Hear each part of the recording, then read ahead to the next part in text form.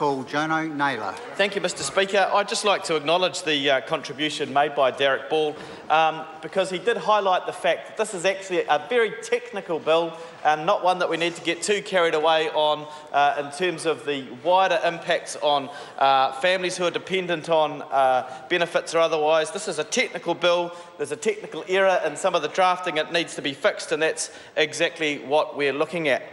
Mr Speaker, some people have talked about the fact that there was nothing compelling in the Hansard or the debates when the initial bill was put in 1998.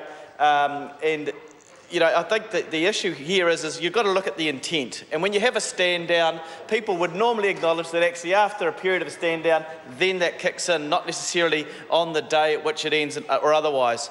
But there has been some conflicting ideas about this, and so today, Mr Speaker, through this legislation, we're going to put it right.